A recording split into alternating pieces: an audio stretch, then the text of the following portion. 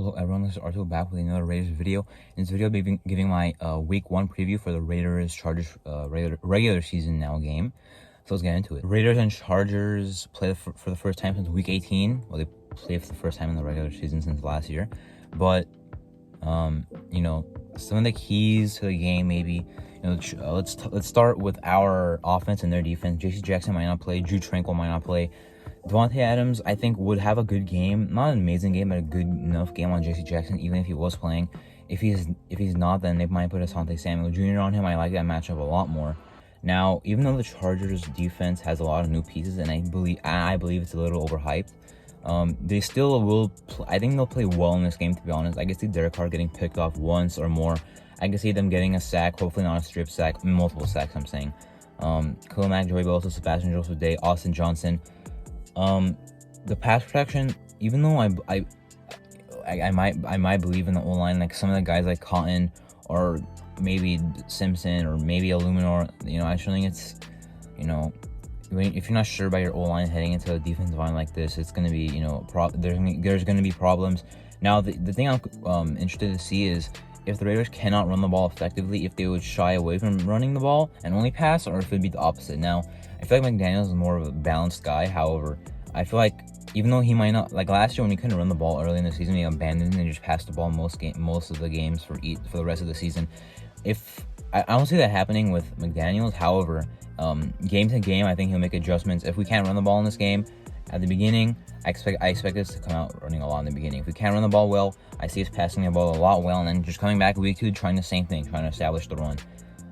However, if we can't run the ball, then we just can't run the ball. Now, that's something I'm really confident in. I like Andre James and this scheme more than the last scheme. I think he can get some good push on their defensive tackles. Derwin James is good in coverage, but we have Darren Waller. Should be an interesting matchup. Both sides have their their matchup. They're like, I think Waller can make some catches on Derwin James, but I know Derwin James can make some good plays on coverage on Waller. Now, Bryce Callahan versus Renfrow in the slot. I think Renfrow should eat up all day. Maybe not destroy Callahan, but I don't see Bryce Callahan stopping Hunter Renfrow. Maybe if it was 2020 or before. Their safeties, their secondary is pretty good. As a whole, if they don't have J.C. Jackson, they'll have Michael Davis out there. He's not amazing. As a corner too, I think he can get beat by Tyron Johnson and Matt Collins, whoever's out there at receiver 2 on the outside. And then, just on offense, try to be balanced. I could see us starting out slow. I could see us not running the ball effectively, as I said. But I think eventually we will get in the groove of a good passing offense in this game. But at first, I'm gonna be worried at first. When we first get the ball, the Chargers, defense is gonna be rushing us pretty hard. They're gonna have some good guys in coverage. Adams' first game on the Raiders. Waller had a not productive year to end last year. And then Renfrow, obviously really good. How will the targets fare between those three? Adams, Waller, Renfrow. Waller is healthy. Can he stay fully healthy is a question. Hopefully he can. He got a new extension today as I recorded this. 3 years, $51 million. Makes him the highest paid tight end in the league with the new money. But adding on to his current deal of 2 years, $50 million, it makes him about the 6th highest paid tight end in the league. Good deal for a franchise tight end who is going to be up there in age by the time that this contract expires. But if he retires as a Raider with 5 productive years to end his career, I would not be upset. I would be very happy. Now let's flip to the other side. The Chargers offense. I worry that our pass defense might struggle in the beginning. We don't really have a tall receiver to put on Mike Williams. Keenan Allen's really shifty and good. I think Hobbs can cover him pretty well. I think Rocky Sean could cover him. I think Averett against any of those guys would not be a good matchup. Amik Robertson, same thing. Sam Webb, same thing. But he's the corner 5. I don't know how much he'd play in this game. He will be playing though. And then Gerald Everett really doesn't concern me. I think if Jayon Brown really is the coverage tight end guy, coverage linebacker guy covering tight ends, there should not be a problem. Gerald Everett, I don't think is very good.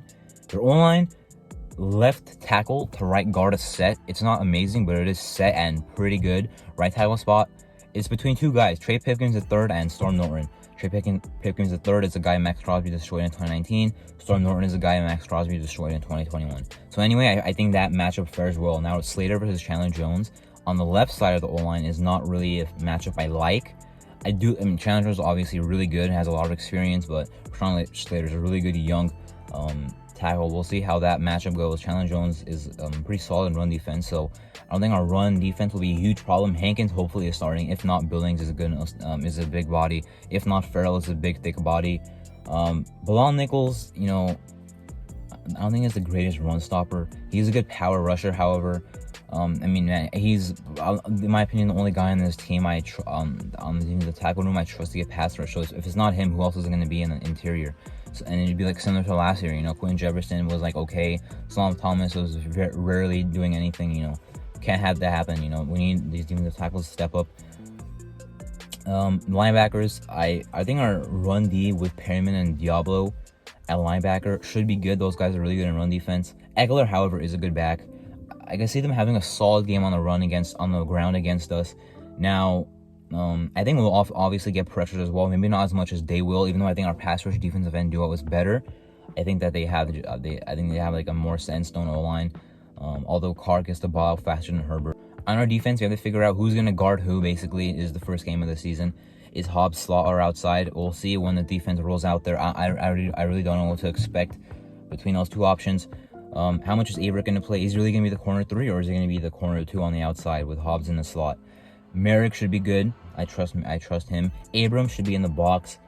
Maybe split safety looks. I don't think he's. I mean, he for a guy that's not good in coverage, split safety look isn't really the best. To go through my final keys of the game, run the ball effectively, not just run the ball, but effectively. Hold up enough against those D linemen. You know, it's our O-line's in week 1. I don't expect it to be a lockdown O-line, but it has to hold up enough. Cole Miller is a great left tackle. However, Joey Bosa, who's probably going to line up on his side, is still a good defensive end. You know, Cole Miller might get beat here and there in this game, even though, you know, he is a reliable tackle, but, you know, he can't. I mean, I don't see him having a Trent Brown Week 5 2019 game where he locked up Khalil Mack. If that happens, that would be great. And then, don't get, you know, I'd say it's stuck in the passing offense. I could see it happening, as I mentioned, because I do think they have a really good pass defense and pass rush. So, you know, get into it, get it to Adams. If not, get it to Waller. If not, get it to Renfro. There's no need to force it to any one of those guys if you have all 3 of those guys. You know what I'm saying? And then, you know, we'll see what happens with the running back by committee. You know, not Kenyon Drake, Josh Jacobs, Brandon Bolden, Amir Abdullah, Zamir White. I'm not sure how much. I mean, I'm sure it won't be a Josh Jacobs heavy game. Running the ball, maybe, but in the actual backfield, you will see a lot of those guys out there. I don't anticipate seeing Britton Brown out there a lot. I see Jakob Johnson out there a lot. We should run 2 tight end sets, fullback set, a formation with a fullback, 2 running back. Maybe they do a 2 running back look like, you know, was talked about last year with Jacobs and Drake, but that did not happen. Get after the QB. Get solid enough run defense. Just hold up enough. Now, the thing is, the thing about this game is it's kind of like both sides have reason to be worried, but both sides have a reason to be happy. Really, I don't know, or I mean, excited. I really don't know what's going to happen with who's going to win. I mean, in my NFL predictions for week 1, I did pick the Chargers to win. As a Raider fan, that I don't really care though, because now using bias, I'm going to pick the Raiders to win this game.